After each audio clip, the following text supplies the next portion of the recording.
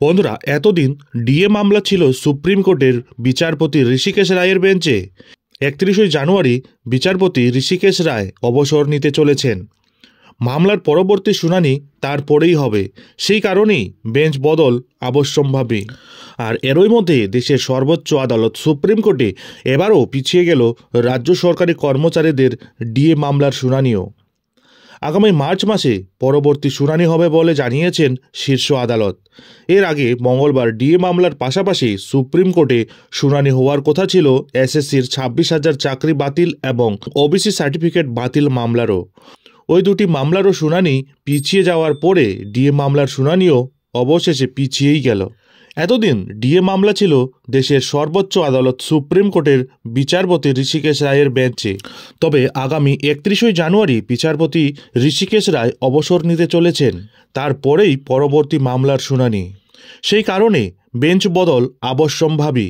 নতুন বেঞ্চে যাবে রাজ্য সরকারি কর্মচারীদের এই ডিএ মামলা।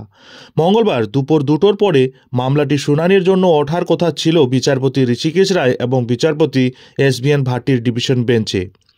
প্রায় 6 মাস পরে সুপ্রিম কোর্টে ওঠার কথা ছিল এই মামলাটি। মামলাকারীদের আইনজীবী ফিরদৌস তামিম জানান, শীর্ষ আদালত জানিয়েছে মার্চ মাসে হবে পরের শুনানি। 2022 সালের 28শে নভেম্বর রাজ্যের ডিএ মামলা প্রথমবার সুপ্রিম কোর্টে উঠেছিল।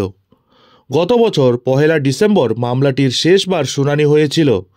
2024 সালের 3রা নভেম্বর সুপ্রিম কোর্টের 2 বিচারপতির বেঞ্চ জানিয়েছিল রাজ্য সরকারি কর্মচারীদের ডিএ নিয়ে আরও বিস্তারিত শুনানির প্রয়োজন। তারপরে সময়ের অভাবে মামলাটি আর শুনানি হয়ে ওঠেনি।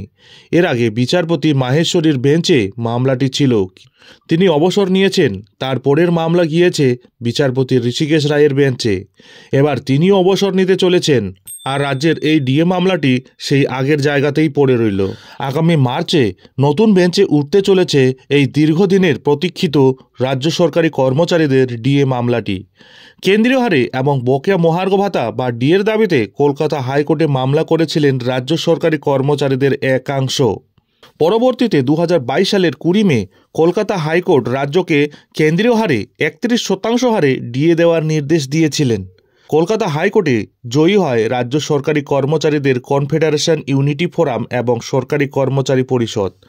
কিন্তু কলকাতা হাইকোর্টের ওই নির্দেশকেই চ্যালেঞ্জ করে সুপ্রিম কোর্টে চলে যায় রাজ্য সরকার। 2022 সালের 3রা নভেম্বর মামলা দায়ের করা হয় শীর্ষ আদালতে। প্রথম শুনানি হয় সেই বছরের 28শে নভেম্বর। রাজ্যের হয়ে সওয়াল করেন আইনজীবী অভিষেক মনু সিংভি।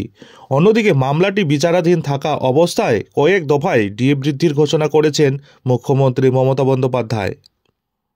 মঙ্গলবার সুপ্রিম কোর্টে এসএসসির 26,000 চাকরি বাতিল মামলারও শুনানি ছিল, তবে তা পিছিয়ে গিয়েছে। মঙ্গলবার প্রধান বিচারপতি সঞ্জীব খান্না জানান, আগামী সোমবার মামলার শুনানি করা যেতে পারে। সব পক্ষই তাতে রাজি হয়ে যাওয়ায় আগামী 15 জানুয়ারি এই মামলার পরবর্তী শুনানি হওয়ার কথা। মঙ্গলবার শুনানি হলে সিবিআই এর সওয়াল করার কথা ছিল, তবে শুনানি না হলেও আদালতের আগের নির্দেশ মোতাবেক মঙ্গলবার ওই মামলায় রিপোর্ট জমা দেবে সিবিআই। 15 জানুয়ারির মধ্যে মামলার সঙ্গে যুক্ত সব পক্ষকে জমা দিতে হবে হলফনামা। অন্যদিকে ওবিসি শংসাপত্র মামলার শুনানিও কিন্তু পিছিয়ে গেছে কলকাতা গেল সুপ্রিম কোর্টে।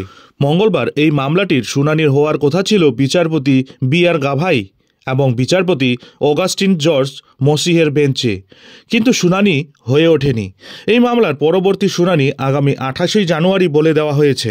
ফলে আপাতত ওবিসি শংসাপত্র নিয়ে কলকাতা হাইকোর্টের রায়ই বহাল থাকল।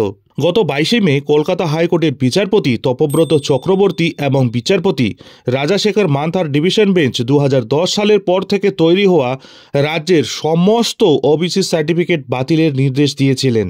অভিযোগ, মমতা সরকার পদে আসার পর একাধিক অনিয়ম হয়েছে এই ওবিসি সার্টিফিকেট তৈরির ক্ষেত্রে। কলকাতা হাইকোর্টের সেই চরম নির্দেশের পর প্রায় সাথে 12 লক্ষ সার্টিফিকেট অকেজো হয়ে যায়। তবে কলকাতা হাইকোর্টের সেই নির্দেশকে চ্যালেঞ্জ করে সুপ্রিম কোর্টে যায় রাজ্য সরকার। মঙ্গলবার দেশের সর্বোচ্চ আদালত সুপ্রিম কোর্টে সেই মামলারই শুনানি ছিল।